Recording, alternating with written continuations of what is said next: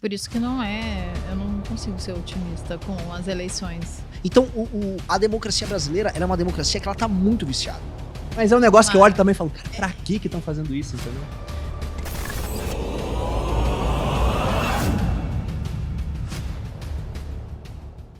Agora, o jogo democrático, essa política, quando você falou, pô, o cara do Amapá tá mandando no Brasil, ele tem os interesses próprios dele, não tá muito pensando em longo prazo, ele só quer que o boi continue lá, né? E o carrapato não pode matar o boi tá vivo, então tá bem, né? Por isso que não é. Eu não consigo ser otimista com as eleições. Eu não acredito que dá pra mudar, assim. Você fala várias coisas aí, eu fico olhando e falo, é muito difícil implementar. A gente tem que gerar as assimetrias que alterem as correlações de força. O que o Bukele fez? Ele gerou uma simetria dentro de uma democracia. Ao resolver a questão do crime, ele acumulou tanto poder que ficou assimétrico. E aí esse capital político acumulado, ele gastou nas coisas certas. Então ele gastou na desfavelização, ele gastou nas reformas nas cidades e agora tá gastando no sistema de saúde. Aí o eleitor, ele só vai ficar com o Bukele mantém a aprovação próxima da casa dos 90%. E aí a gente vai... Na época de rede social, isso é bizarro, né? Bizarro. Porque o Lula já teve 80, mas, cara, era outro Brasil. Ninguém sabia de nada. Bizarro. Eu acho o seguinte, lógico que você tá me colocando o grande desafio de todo mundo no Ocidente, porque o único lugar que se preocupa com democracia é o Ocidente, sejamos honestos. E as maiores experiências de crescimento e resolução de problemas no mundo não estão se dando por meios democráticos nas últimas décadas. Porque simplesmente a democracia tem muitas falhas, especialmente a democracia em países em que as pessoas não acreditam mais nas mesmas coisas. A democracia na América, tem até um livro maravilhoso do Alex de Tocqueville, que contava do modelo de vida americano, era um modelo em que todo mundo acreditava no mesmo sistema de valores. Então você tinha disputas políticas entre grupos políticos, mas havia uma continuidade do modelo, sabe? Todo mundo ia na mesma igreja, todo mundo acreditava que, sei lá, como administrar uma empresa vai ser como você vai administrar um estado, que vai ser como... Tudo estava mais ou menos na mesma linha.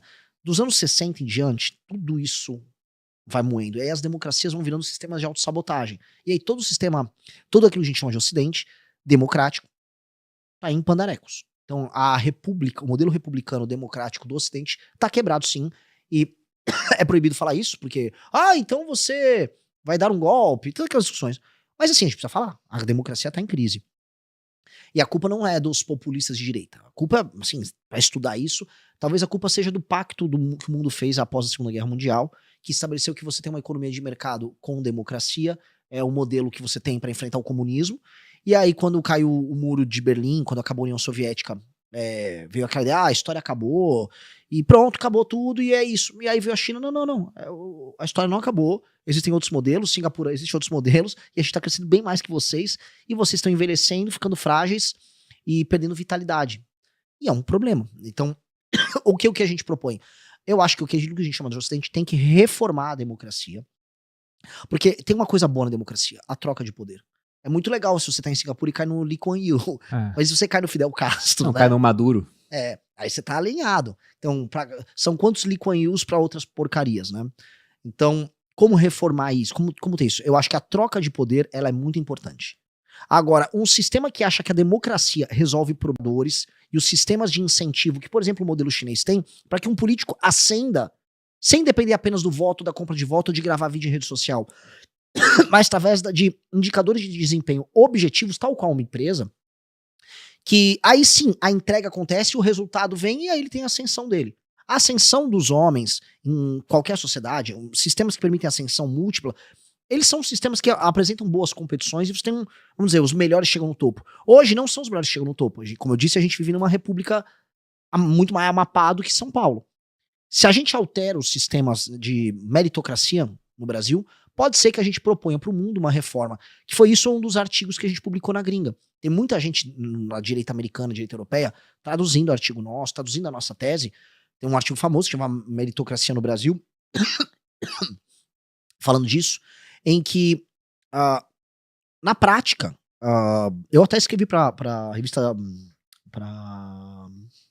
Palladium, que é uma revista lida assim, pelo Peter Thiel, pelo Elon Musk, é uma revista lida pelo topo do Vale do Silício, principalmente a galera de direita no Vale do Silício. E o que a gente está propondo é isso, olha, talvez estabelecer um sistema meritocrático, ter um partido forte que consiga executar isso, sem abdicar da democracia, seja possível. E a gente alterar esses sistemas de indicadores talvez seja o caminho para a gente salvar a democracia dos vícios dela. Eu gosto de pensar sobre aquela ideia do véu da incerteza, do John Rawls, Que é bem interessante, né? Ela mostra o quanto o mundo hoje é melhor do que no passado. Porque se você tivesse que escolher uma época para nascer, sem saber qual seria o seu sexo, a cor da sua pele, qual época você escolheria? Provavelmente seria melhor nascer agora do que, o Bruno gosta muito da história do Império Romano. Eu não queria nascer lá, cara. Entendeu? Porque primeiro eu podia morrer antes dos 6 anos de idade, com qualquer tipo de doença, mas dependendo de onde eu nascesse, a chance era muito grande de ser um escravo. Independentemente de cor da pele, eles eram bem democráticos nisso, né? Perdeu, ser escravo. Né? Então seria muito bom nascer na época atual. E quando eu coloco as críticas da democracia, eu ainda escolheria um regime democrático para nascer também. Porque é o que você disse, né? Não, tu vai nascer em um canto. E aí? Você pode escolher regime democrático ou é o poder embaixo de um poder ali com um único homem, né? Você vai estar embaixo dele. Aí você pode dar sorte e ir para uma Singapura, do Lee Kuan, ou você pode cair num Maduro, num Castro, lá em Cuba. Então, ainda escolheria a experiência democrática, mas a democracia tem essas limitações, né? Sim. Demora muito para as coisas acontecerem. Sim. E não era para ser assim. Vou dar um exemplo. A Europa, logo após a Segunda Guerra Mundial, toda democrática, né? O lado de cá, da divisão ali, que houve entre a cortina de ferro da Rússia e os ocidentalizados, com democracias, eles tiveram um baita crescimento econômico. O Japão, no pós-guerra, também teve. Você teve várias experiências que, quando o país está mais ou menos unificado desculpa o termo marxalístico, no mindset geral, o sistema de valores, ele vai. Hoje isso está completamente corrompido. Você vai pegar, por exemplo, o sistema de valores do petismo e colocar isso para um brasileiro comum. Ele vai olhar para ele e falar, cara, isso não tem nada a ver. Se eu vou botar um juiz trabalhista, não tô falando de um promotor no Ministério Público do Trabalho, um juiz trabalhista e um empresário, não há nenhum ponto em comum praticamente. Não há, assim, não há como conviver numa sociedade que ela tá tão dividida em termos ideológicos, em termos de valores. E ao mesmo tempo, as pessoas mais produtivas mandam menos. Então, a democracia brasileira, ela é uma democracia que ela tá muito viciada. Por isso que a gente precisa do que eu tô chamando dessa, que é uma revolução de uma contra-elite. Tem que ter uma contra-elite que ascende ao poder. E quando chama de revolução, não é a revolução armada, é simplesmente quem paga a banda escolher a música. É quem tá produzindo conseguir sentar e falar, não, você vai ter que me ouvir. Em todos os lugares. O maranhense trabalhador, ele tá comigo, ele não tá com o Lula. Isso já tô vindo. Foi um fenômeno meus eventos no Maranhão. Eu não imaginava que eu ia estar tão grande no Maranhão. Porque eu simplesmente falei lá pros maranhenses, estão roubando vocês, e o dinheiro que tá sendo roubado nem é de vocês, de lá de São Paulo, lá de Santa Catarina. Os caras, é verdade, não, tá uma desgraça, alguém precisa falar isso aqui mesmo. Nunca foi falado isso pros caras, eles nunca foram tratados dessa maneira. E aí eu comecei a reparar que mulher que trabalha, o cara que é Uber, todo mundo, o trabalhador, não, tô contigo. A pessoa jovem que quer trabalhar, que não quer ter uma vida letárgica. Porque imagina assim, se você é um cara ou uma moça com um sonho, aí o que é dado pra você mora numa cidade do interior do Maranhão, você vai pegar uma bolsa, vai viver com a sua mãe, fazer um bico aqui, um bico ali, vai ficar arrastando o chinelo pra lá e pra cá, sentada numa cadeira de praia na frente da tua casa, pro resto da vida. Isso não é vida. Só que tá sendo oferecido pra juventude isso. Só que ao mesmo tempo, essa pessoa tem um celular. Ela abre o celular, ela vê um mundo cheio de possibilidades. E ela fala, por que eu não tenho isso? Se ela sair de lá, com uma mão na frente e outra atrás, e se mudar pra São Paulo, pra Curitiba, pra Goiânia, ela vai morar numa favela, ela vai pegar um subemprego, e ainda, né, ela nem vai ser bem... Porque hoje já tendo problemas com migração, as pessoas estão ficando bravas com migração, destruição de modelos de vida. Os catarinenses estão muito pistola. A galera do Pará vai pra lá, faz favela, fala, nunca teve favela na minha cidade. Então você começa a ter esses conflitos. Como é que eu faço pra essa pessoa, ela atingir, começar a realizar o básico dela, sem precisar migrar e se favelizar, viver mal em outro lugar, longe dos parentes, longe da comida que ela come? Como? Essa é uma equação, assim, isso tem que ser resolvido. Agora, falando de coisas mais imediatas, né? A gente falou bastante do futuro do Brasil, eleições, cara. Se a gente pega a pesquisa, geralmente isso é o terceiro nome. Tem lá Lula, depende da pesquisa, às vezes o Flávio pode estar na frente, geralmente vem o seu Flávio. E pelo que eu vi da sua base, você pode me corrigir se eu estiver errado, mas é uma base mais masculina de homens jovens. Sim.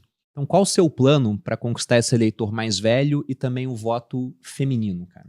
Que, inclusive, eu fico pensando, né? Mulheres são as maiores vítimas de crimes violentos aqui no Brasil, mas geralmente elas votam em políticos que são lenientes com o combate ao crime. Como é que você vai para dar transparência para isso, para o público feminino, por exemplo? Isso não só aqui, mas em todo o Ocidente. A mulher jovem, assim, a mulher jovem vota muito mal. Muito mal. As pessoas que começaram o trend do Zoran Mandami lá em Nova York, mulheres jovens. As mulheres jovens na Europa defendem as políticas de fronteira aberta que permitem a chegada dos homens que estão tornando as cidades delas inseguras pra elas andarem na rua. Uhum. Você vai explicar, eu já tentei, tenho amigas, tenho amigos que falam, por que vocês estão votando nisso? Não, mas tem que entender que, não, porque seu discurso é preconceituoso. Não tem preconceituoso, você não tem que, não existe preconceito em você ser, vamos dizer, contra a ideia de que um cara que mora na Síria ou que mora no Afeganistão com comportamentos tribais com relação à mulher, tem o direito de mudar pro seu país e você ainda pagar por isso. Isso é um absurdo. Ah, não, eu não quero discutir isso. Aí elas não querem discutir. Porque são tabus, porque em grande medida, real, pra mulher jovem, dá status social ela ter posições políticas à esquerda. É uma questão de status. Se uma menina tem uma posição política mais à direita, ela é vista, por exemplo, na faculdade como burra. Ela é vista como brega, ela é vista como cafona, como tosca. Não existe uma coisa aspiracional ligada a isso. Uma mulher urbana, jovem, ela tem Sem coração, na verdade. Também sem coração. Mas é assim, as mulheres, elas têm uma habilidade muito maior que a dos homens de entender hierarquias de status social. As mulheres elas olham e sabem detectar num espaço, num restaurante, quem tá em qual mesa, quem manda ali. A mulher tem isso inato. E ela entende que você tem um status social maior com determinadas posições políticas. Você vai ver os bairros em que as pessoas são mais trendy, são mais estilosas, são bairros em que as posições políticas são mais à esquerda. O Leblon, você vai pegar no Rio de Janeiro, você vai pegar, sei lá, Botafogo no Rio de Janeiro, você vai pegar Pinheiros aqui em São Paulo. E por mais que em outros bairros as pessoas tenham até dinheiro, vou dar um exemplo, Alphaville. A pessoa de Alphaville é considerada por um cara de Pinheiros brega. O Paulo Marçal mora em Alphaville. Mesmo que a pessoa tenha mais dinheiro. Porque é diferente. Então, as mulheres entendem isso de uma maneira muito diferente. Muito, muito diferente. E certos modismos que a esquerda colocou como aspiracionais, eles se estabelecem. Aí você vai ter toda a cultura pop que se alimenta disso, a universidade. E isso gera um problema muito grave. Eu, do ponto de vista político, boa parte do eleitor feminino jovem, eu já dou como perdido. Não adianta eu fazer nada. Nenhuma das lideranças de direita no mundo estão conseguindo recuperar isso no curtíssimo prazo. Só que conforme eu olho o meu próprio público e eu comecei a avançar no público feminino, graças a Deus as propostas estão chegando, porque são as melhores propostas para as mulheres. Dito isso, 35 mais. Especialmente com mulheres que vão casando, mulheres vão tendo filhos, que aí as prioridades se alteram. As prioridades se alteram, elas começam a ver o nosso discurso sobre segurança, sobre imposto, sobre affordability, a capacidade de pagar a conta, como importantes. E aí isso muda. Então, eu acho que a mulher muito jovem, politizada à esquerda, eu nem vou perder meu tempo. Nem adianta eu perder meu tempo. Eu vou dar como perder, assim como, por exemplo, uma mulher velha do interior da Bahia que vive de Bolsa Família. Essa mulher, não há maneira de tirar do Lula. Eu vou focar no filho dela. Talvez na filha dela casada, filha dela produtiva. Agora, aquela mulher não adianta. Então, tem certos elementos que, assim, certos, vamos dizer, tipos humanos, certas categorias, que não adianta eu discutir. Certos tiozões do Zap ultra-bolsonaristas que estavam lá, a turma do detergente, cara, não adianta. Eu consigo obter a maioria para ir pro segundo turno e depois para ganhar o segundo turno, do ponto de vista estatístico, conversando com outros setores do Brasil. E tem gente abundante para conversar. Agora, não adianta. Então, na pesquisa Atlas, eu tô começando a avançar. Eu era muito forte do 16 a 24, e eu tô começando a espraiar do 25 a 35. E do 25 a 35, literalmente assim, é do mais jovem pro mais velho. E a boa notícia disso é que boa parte dos fenômenos de vanguarda na direita no mundo, eles começam com o homem jovem. Porque o homem, igual, por exemplo, você vai lançar uma determinada marca, um produto, você precisa da mulher jovem para gerar o trend, em cima de pra gerar o hype, né, em cima de um produto. Em tendências políticas novas e memes, é muito o homem jovem. O homem jovem é muito, ele estabelece a tendência naquilo. Em geral também a adoção de novas tecnologias, o homem jovem entra muito firme. E ele acaba convencendo as outras pessoas. O que tá acontecendo? Por que minha base é chata? A galera tá, Renan, não sei o quê. Porque ela tá tipo, pô, vambora, é a nossa vez, nossa geração, vambora. Entendeu? É uma energia que acaba contagiando. Porque às vezes ele vai chegar pro pai meio despolitizado. Pô, pai, é Renan. Eu falei, tá bom, meu filho falou, Renan. Isso vai acontecer. E isso não é captado nas pesquisas. Por quê? Porque esse pai desse jovem altamente energizado, se é uma pesquisa captar ele, não sei, eu sou anti-Lula, eu vou votar no Flávio. Tem um Bolsonaro, é Bolsonaro. Só que ele não vai votar Bolsonaro na reta final. Onde a gente viu isso acontecer?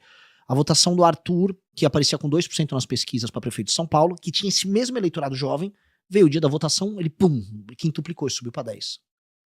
Por quê? Porque esses jovens viraram no dia da votação, que você vai gostar disso aqui, é bem interessante. Tem uma curva exponencial de atenção com política. Assim, aqui tem, ó. Uhum. E boa parte das decisões de voto são tomadas assim nas últimas 48 horas. E se você tem uma base muito quente, essas pessoas vão convencer as que estão menos politizadas. Então, essas pessoas jovens, se eu vou esquentando e vou aumentando, elas vão se espraiar nos demais. O que eu preciso? Se o Arthur virou de 2 para 10, se eu vou até as vésperas da eleição, eu passo de 10, vou para 11, 12, eu tô muito no jogo. Muito, muito no jogo para disputar. Porque eu tenho a base mais ativa, a base mais quente. Você citou isso do detergente algumas vezes e eu não consigo deixar de pensar no paralelo com os americanos.